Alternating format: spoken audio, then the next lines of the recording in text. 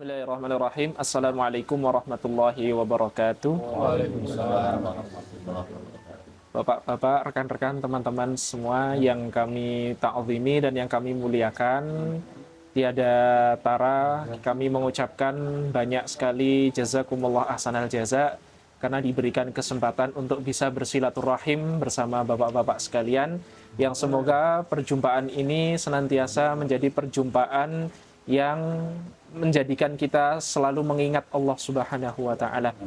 Kedua kalinya, salawat teriring salam, tak lupa marilah kita haturkan kepada manusia paling mulia sepanjang masa, baginda Nabi besar Muhammad sallallahu alaihi wasallam, yang tentu sama-sama kita nantikan syafaatnya di yaumul qiyamah kelak. Yang selanjutnya, tiada bisa yang kami ucapkan kepada Allah Subhanahu wa Ta'ala selain rasa syukur. Lagi-lagi hanya kalimat syukur yang bisa kami haturkan kepada Allah Subhanahu wa Ta'ala. Bahkan sampai detik ini kita masih diberikan nafas, kita masih diberikan usia yang panjang. Sehingga dengan demikian, tadi saya perhatikan kayaknya bapak-bapak ini Masya Allah lepas semuanya ya, lost semua. Ini lepasnya karena apa ini? Karena memang bebas, nggak ada yang ngekor atau gimana, saya juga kurang paham ya. Semoga perjumpaan ini ya, kami cuma mengharap insya Allah dengan adanya kita mengingat Allah ini menjadi hamba-hamba yang bersyukur kepada Allah Subhanahu wa Ta'ala. Apalagi sebentar lagi kita akan memasuki bulan suci Ramadan yang kurang lebih sekitar 3 harian. 3 hari ke depan kita akan berjumpa tamu yang sangat agung. Kita mencoba untuk mensyukuri juga nikmat-nikmat yang tidak bisa orang lain dapatkan. Termasuk Masya Allah Tabarakallah, semua di sini nggak ada yang nggak bisa makan. Betul? Betul. Semua bisa makan insya Allah. Tapi yang ingin saya sampaikan adalah kalimat rasa syukur yang seringkali kita ucapkan. Sekecil apapun kita mengucapkan kepada Allah Subhanahu wa Ta'ala, sudah sangat cukup Allah untuk memberikan, mengapresiasi kepada diri kita untuk menambahkan nikmat-nikmatnya. Jadi saya lihat tadi bapak-bapak Masya Allah luar biasa. Dengan lepas itu kan berarti nikmat ya Pak ya. Karena kalau sakit, bayangkan sakit itu nggak bisa selepas itu. Datang, kumpul, senyum, ketawa, ceria, apalagi camp ceria kan ya. Ceria berarti kan harus senang. Senangnya kenapa ini? Weekend. Hanya karena weekend senang? Atau karena ada faktor-faktor lain yang bikin senang? Nggak terikat? Kumpul-kumpul. Kumpul-kumpul ya. Ini Masya Allah Tabarakallah. Ya, ini mengingatkan kami kembali ya. Seseorang yang dia selalu bersyukur kepada Allah, pastilah seseorang itu akan ditambahkan nikmat terus oleh Allah Subhanahu wa Ta'ala. Bapak-bapak semua yang tahu semuanya lah ayatnya. La in syakartum la azidannakum wa la in kafartum inna adzabi lasyadid. Barang siapa yang bersyukur kepadaku, kata Allah, maka akan aku tambahkan nikmat baginya.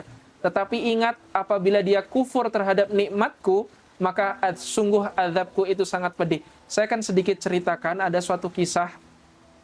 Ini kisah nyata, bahwasanya dulu ketika zaman Nabi Hud alaihissalam, jadi Nabi Hud itu diperkirakan dalam ilmu sejarah dikatakan sekitar 4.000 tahun yang lalu.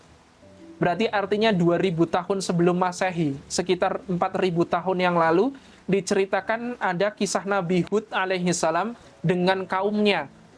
Ketika itu Nabi Hud alaihissalam Allah utus kepada kaumnya, nama kaumnya adalah kaum Ad. Kaum Ad ini kalau Bapak melihat nanti di internet, ada peninggalan-peninggalan kaum Ad. Peninggalan kaum Ad itu nanti ada di Timur Tengah, berupa bangunan-bangunan yang sangat tinggi dan besar-besar. Ternyata mereka itu diberikan kelebihan oleh Allah Subhanahu wa Ta'ala, bisa untuk mengukir gunung. Makanya infrastruktur yang ada pada saat ini itu ngikutin orang-orang zaman dulu, bapak-bapak yang kami muliakan. Kalau kita melihat bangunan Mahkamah Konstitusi, kita melihat bangunan Istana Negara, ada tiang-tiang yang sangat besar-besar menopang, itu semua adalah adopsi dari apa yang telah dilakukan oleh kaum Ad pada masa lampau, 4.000 tahun yang lalu, jamaah. Oleh sebab itu, kita akan melihat ada di internet, Ada. peninggalan kaum Ad, ya, diukir menjadi sangat luar biasa untuk pembelajaran manusia. Allah mengabadikan bangunan-bangunan itu, tidak menghancurkan, untuk mengingat kembali bahwasanya kisah orang terdahulu ketika zaman Nabi Hud diutus oleh Allah Subhanahu wa taala untuk mendakwahi kaumnya. Karena kaum Ad pada masa itu dia udah mulai melenceng. Tadinya mereka beriman kepada Allah Subhanahu wa taala. Zaman Nabi Adam, Idris, zaman Nabi Hud masih Adam, Idris, Nuh masih semuanya bertakwa sama Allah Subhanahu wa taala. Sehingga ada beberapa, kamu kembalilah kepada Allah, anugerah selama ini yang Allah berikan kepadamu, itu adalah harusnya kamu semakin bertakwa kepada Allah. Harusnya kamu menyembah Allah, bukan menyembah patung-patung yang nggak punya nyawa, nggak bisa ngapa-ngapain. Seketika itu, kaum Ad pun dengan sombongnya mengatakan, ini semua adalah bukan nikmat yang dibawa oleh Tuhanmu, wahai Hud. Sombongnya minta ampun, jamaah. Dia mengatakan bahwasanya, coba kalau memang Tuhanmu benar, kamu memang termasuk orang yang benar, wahai Hud, maka datangkanlah azab sekarang juga, aku nggak takut sama azab. Seketika apa yang terjadi, jamaah? Mereka nantangin azab Allah Subhanahu wa taala, dan seketika Hud itu pun masih diberikan kesabaran sama Allah. Oleh karena itu masih didakwahi terus, sampai di awal masa paceklik, awal masa-masa di mana kekeringan itu mulai melanda mereka, Nabi Hud kembali mengingatkan mereka, wahai kaum Ad, ini semua adalah awal muasal dari azab Allah Subhanahu wa taala. Kemudian pertanian akan subur kembali. Tetapi setelah Nabi Hud dan kaumnya pergi dari tempat itu, akhirnya mereka barulah sadar bahwasanya awan hitam yang mendatangi mereka itu bukan awan hitam yang membawa air hujan, tetapi awan hitam yang dimana membawa api dan angin topan yang sangat-sangat besar. Oleh sebab itu mereka di bumi hanguskan oleh Allah Subhanahu wa taala, sampai bahkan mohon maaf dikatakan dalam Al-Qur'an bahwasanya mereka seperti pohon kurma yang lapuk. Artinya apa? Mereka Allah goncangkan dengan angin yang sangat dahsyat itu. Dan dalam riwayat dikatakan beberapa orang-orang terdahulu mengatakan kepala mereka terputus dari tubuh-tubuh mereka. Nggak ada yang bersisa sama sekali. Ini menunjukkan azab yang Allah timpakan kepada seseorang yang dia tidak mau pernah bersyukur kepada Allah Subhanahu wa taala, maka sungguh azab Allah itu teramat sangat pedih. Oleh sebab itu, jamaah yang dirahmati oleh Allah Subhanahu wa taala, kami mengajak untuk diri kami sendiri juga, mari kita menjadi hamba-hamba yang selalu bersyukur kepada Allah Subhanahu wa taala. Allah Subhanahu wa taala sudah memberikan banyak sekali kisah-kisah. Tujuannya buat apa? Kita belajar dari kisah-kisah orang terdahulu, ternyata seberat itu azab yang akan Allah timpakan. Kemarin mohon maaf, 1 pekan yang lalu, kurang lebih kita, Bapak ngerasa ada lindu kan ya Pak ya? Kita merasa ada gempa bumi. Padahal itu jaraknya sangat jauh sekali. Di Pacitan. Itu pun di Pacitan pun nggak terlalu dekat sama pantai. Agak ke sana lagi dan kedalaman sekitar 10 km. Digoncangkan 6,5 skala Richter sampai ke Wonosobo, jamaah. Itu Allah baru menggoncangkan sedikit saja. Nah, apabila nanti kiamat terjadi, Allah mengatakan, "Idza zulzilatil ardu zilzalaha." Apabila bumi digoncangkan dengan goncangan yang sangat dahsyat. Dalam bahasa Arab, zilzal itu artinya adalah sesuatu yang ada di dalam itu dikeluarkan semuanya. Artinya apa? Semua isi perut bumi Allah keluarkan semuanya. Yang tadinya menyimpan amarah, bumi menyimpan amarah yang sangat dahsyat karena banyak sekali kemaksiatan yang ada di muka bumi, banyak sekali dosa yang dilakukan oleh manusia di muka bumi. Seketika itu mereka marah dengan sejadi-jadinya, Allah izinkan bumi itu untuk memuntahkan apa yang ada di dalamnya. Makanya bapak-bapak yang kami muliakan, banyak sekali Allah memperingatkan kepada kita akan tanda-tanda kebesarannya. Termasuk diantaranya tadi Bapak mengisahkan sedikit, lihat bahwasanya Telaga Menjer yang sangat luar biasa ini. Jadi Pak, semua aktivitas kehidupan yang kita lakukan, itu semua bisa kita petik pembelajarannya. Banyak orang di luar sana, mereka, mohon maaf Pak, saya nanti nyinggung nggak ini? Nggak apa-apa, Pak. Nggak apa-apa. Singgungan cetat. Masalahnya yang disinggung nggak ada di sini Pak. Masya Allah. Ya, nyinggungin itu. Bahaya juga. Sampai kanan. Dalam koridor kepemerintahan yang kita ingin sampaikan, kita lihat mereka gajinya sudah luar biasa, bahkan menyentuh angka 50 juta ke atas. Ketika mereka sudah dihadirkan dengan gaji yang sangat luar biasa, bahkan 1 tahun yang lalu lah isunya, 8 bulan atau 7 bulan yang lalu, ada isu di mana seorang anggota bla bla bla, ya, gajinya dinaikkan sekian, dikasih nggak ada rumah dinas tapi diganti dengan tunjangan 1 hari untuk nginap itu 3 juta rupiah. Bayangkan tuh. Ini kan menunjukkan nggak pernah bersyukur kepada Allah Subhanahu wa Ta'ala. Padahal ada orang di luar sana, Pak, mohon maaf, mereka cuma seorang petani, mereka kehidupan sehari-harinya cuma paginya makan tela, ya, siang makan singkong, tambah kopi, tambah pisang goreng, tapi hidup mereka santai-santai aja, Pak. Hidup mereka tenang, nggak pernah ada beban untuk sesuatu yang lebih. Karena apa? Mereka bersyukur kepada Allah Subhanahu wa Ta'ala. Makanya tadi, saya ingin garis bawahi dalam kisah Quran yang tadi, bahwasanya kehidupan dunia itu Allah ibaratkan seperti seorang petani. Wa mal hayatun dunya illa mata'ul ghurur. Dunia itu cuma tempat senda gurau, ya. Dunia itu cuma sebentar doang. Hidup di dunia itu maksimal tuh paling 70 tahun itu udah alhamdulillah, Pak. Sampai nyentuh angka 80 tahun aja udah alhamdulillah. Coba kalau sampai di usia 80 tahun, kita mau ngapain? Pastikan bawa korek. Bawa korek. Kalau kita mau ngelakuin maksiat, coba pakai korek itu dibakarkan ke tangan kita. Kalau kok ngerasa panas, jangan coba-coba jemaah. Jangan coba-coba. Itu adalah cara paling ampuh agar kita menghindari maksiat.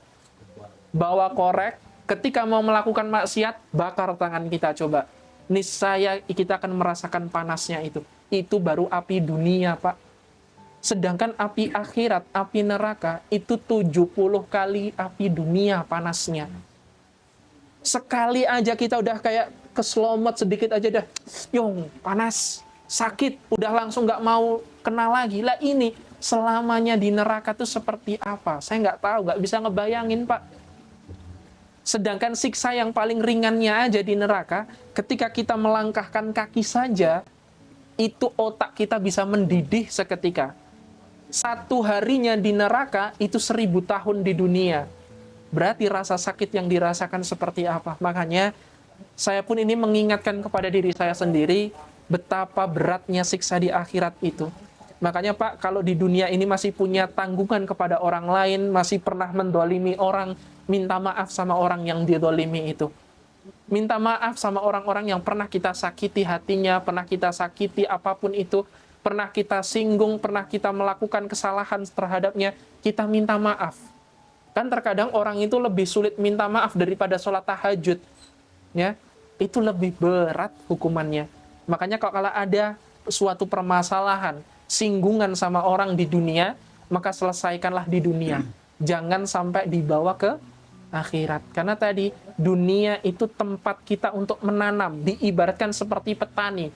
Ketika tanaman itu sudah ditanam, kemudian tanaman itu dia sudah mulai berkembang, mengeluarkan bakal-bakal biji, bakal-bakal bunga yang siap untuk nanti menjadi buah. Buah itu dipanen, maka ketika sudah dipanen buahnya, coba pohon cabai, kalau sudah dipetikin semua cabainya, bisa berbuah lagi nggak, Pak? Paling kuat berapa kali berbuah lagi? Kira-kira berapa kali lagi untuk berbuah? Bisa 3 kali lagi berbuah? 4 kali, 5 kali bisa? Sampai 10 kali bisa? Belum tentu, jamaah. Makanya Allah mengibaratkan manusia, kehidupan manusia itu seperti seorang petani. Ketika dia di dunia, kalau cuma pengen dapat hasil, nggak akan dapat mereka. Karena dunia itu tempat menanam, bukan memanen. Memanennya nanti di akhirat. Sedangkan pohon ketika dia nanti sudah berkembang, udah buahnya diambil, udah mati, udah nggak berharga sama sekali. Makanya mari kita bersama-sama bapak-bapak yang kami muliakan. Tadi kita sudah belajar dari kisahnya Nabi Hud alaihissalam, kisah kaum Ad yang sangat luar biasa. Bahkan nggak usah jauh-jauh kita ke Timur Tengah. Nggak usah jauh-jauh kita melihat kaumnya Nabi Lut. Tahun 1957, dekat sama kita aja, Bapak lebih paham, lebih tahu daripada saya. Kisah bagaimana Allah luluh lantahkan dusun Legetang. Yang karena apa? Karena perilaku manusia yang dia bermaksiat kepada Allah Subhanahu wa Ta'ala. Saya tanya, Bapak yakin kisah dusun Legetang itu kisah nyata atau dongeng? Nyata. Nyata atau dongeng? Nyata. Nyata kan ya? Kisahnya sudah melebar, sudah menyebar luas kemana-mana. Tahun 1957, bulan April, saya ingat di Tugu itu tertulis kalau nggak salah 17 April 1957. Bagaimana di malam yang sangat senyap itu, sangat sunyi itu, mereka beranggapan bahwasanya ini loh hasil panen mereka itu adalah lebih baik daripada daerah-daerah lain. Bahkan konon, saya nggak tahu kebenarannya, nanti bisa dikonfirmasi kebenarannya, tanah di desa itu adalah tanah yang paling subur di antara dusun-dusun yang lainnya. Belum ada sosial media, belum ada ini yang bisa mengisahkan itu dengan detail ya. Makanya kita ngelihat Allah Subhanahu wa Ta'ala dalam satu malam itu mirip banget kayak kisah kaumnya Nabi Lut. Mereka bermaksiat di malam harinya, Allah perintahkan malaikat ketika itu untuk mengangkat gunung pada masa itu, kemudian dihempaskan kepada mereka dengan bebatuan-bebatuan dari neraka. Kemudian apa yang telah terjadi? Mereka hangus dengan gunung, ditimbun oleh Allah Subhanahu wa Ta'ala. Sesuatu yang ada di bawah diganti di atas, dan sesuatu yang di atas Allah timbun di bawah. Dan itu pun yang dialami oleh orang-orang pada masa itu di dusun Legetang. Dan ini kisahnya sangat masyhur sekali. Kalau kok kisah yang orang yang dekat saja kita nggak mampu untuk memetik, mengambil pembelajarannya, lalu harus kapan lagi kita mau menjadi hamba yang bersyukur kepada Allah Subhanahu wa Ta'ala. Oleh sebab itu, Bapak yang kami muliakan, bentar lagi bulan suci Ramadan, yuk kita tingkatkan kualitas syukur kita kepada Allah Subhanahu wa Ta'ala, karena insya Allah Ramadan itu berkahnya luar biasa. Saking berkahnya THR tuh cair semua insya Allah ya Pak ya. Amin ya, keras ya. THR-nya cair semuanya, Masya Allah, tabarakallah. Ini luar biasa. Yang lain mikir THR cair, Pak Syukur mikir nyair. Ya insya Allah, yang dapat THR atau yang menyairkan THR itu insya Allah rezekinya tambah berlipat-lipat insya Allah. Ya, kan Allah yang maha memberikan rezeki. Kalau nggak percaya sama Allah, lalu harus percaya lagi sama siapa? Ya, kita bersyukur kepada Allah Subhanahu wa Ta'ala. Bentar lagi bulan suci Ramadan, maksimalkan Ramadan kita, Pak. Jangan sampai paginya ikut sahur, siang-siang mokel, ya. Itu banyak banget yang kayak gitu. Paginya mah sahur sama keluarga tuh, Pak. Ya, paginya sahur sama keluarga, nanti siang-siang melipir ke warung-warung kaki tanpa kepala tuh, ya. Tahu ya warung kaki tanpa kepala? Kakinya kelihatan renteng banyak banget, kepalanya nggak ada yang kelihatan sama sekali itu. Di belakang tirai. Mereka merahasiakan diri. Kenapa? Mereka itu lebih malu dilihat manusia daripada dilihat sama Allah. Padahal mohon maaf, saya ingin katakan, seseorang yang dia membatalkan puasa dengan sengaja tanpa adanya udzur yang syar'i, maka hukumannya, kata Rasulullah SAW, mereka akan digantung di neraka dengan posisi kakinya yang dibalik. Kakinya yang di atas yang digantung, kepalanya yang di bawah. Mereka sambil merobek-robek mulut mereka sendiri. Gak kebayang tuh, ngerobek-robek mulut sendiri tuh kayak gimana. Padahal itu gak cuma sekali dua kali. Saya temukan banyak banget orang yang mereka tuh lebih memilih untuk mengenyangkan perutnya di siang hari. Mereka mah paginya ikut sahur, malamnya ikut buka, tapi siangnya mereka sudah curi start duluan jamaah. Makanya hati-hati, bentar lagi bulan suci Ramadan. Ayolah kita bareng-bareng menjadi pribadi yang lebih baik lagi. Kalau kita masih belum mampu untuk lebih baik lagi di bulan suci Ramadan, maka bulan apa lagi kita harus bisa mendekatkan diri sama Allah Subhanahu wa Ta'ala. Minimal banget, Pak. Kalau kita nggak bisa di luar Ramadan itu kok bisa sesemangat itu untuk dekat sama Allah, minimal Ramadan aja wis. 1 bulan aja wis, semangat dekat sama Allah Subhanahu wa taala. Mau berangkat kerja, bacalah Quran 5 ayat aja wis. Kalau nggak bisa 1 juz, 5 ayat aja. Mau berangkat kerja, 5 ayat. Pulang kerja, 5 ayat. Udah, itu aja. Konsisten, semangat. Karena saya yakin, pastikan, saya jamin, nanti Ramadannya berakhir, saya jamin Pak, hati kita lebih tenang, kehidupan kita lebih baik lagi daripada yang sebelumnya. Konsisten, 5 ayat aja. Pengen berangkat kerja, 5 ayat. Pulang kerja, 5 ayat. Nggak usah banyak-banyak, tapi konsisten terus. Tapi kalau ayatnya Al-Baqarah 282 itu lumayan juga jamaah. Karena itu 1 halaman sendiri tuh Quran. Ya. Makanya, ayo kita bareng-bareng mendekatkan diri kita sama Allah Subhanahu wa taala. Kita semua di sini cuma sementara, Pak. Kita nggak tahu kapan Allah akan cabut nyawa kita, ya. Boleh jadi wallahu alam bishawab, nanti malam tiba-tiba Allah goncangkan bumi, kemudian kita wafat seketika, nggak ada yang tahu. Saya kemarin lihat di postingan ada orang baru azan selesai, itu tiba-tiba langsung jatuh meninggal dunia, Pak. Bahkan yang saya lihat ada seorang yang lagi dorong gerobak, tiba-tiba jatuh tersungkur, meninggal dunia seketika. Apakah kita masih bisa merasa aman? Lagi nyetir, tiba-tiba serangan jantung, gimana kira-kira? Ya, lagi naik motor, tiba-tiba tabrakan, meninggal dunia. Apakah kita bisa menjamin kehidupan itu? Nggak bisa. Karena Allah sendiri yang berfirman, dimanapun kita akan pergi, mau lari dari kematian seperti apapun, sesungguhnya kematian itu akan tetap menjumpai kita semua. Wallahu a'lam bishawab, karena ini waktunya sangat singkat sekali, sudah isya juga. Mari kita tutup bersama-sama dengan hamdalah dan doa kifaratul majlis bersama-sama.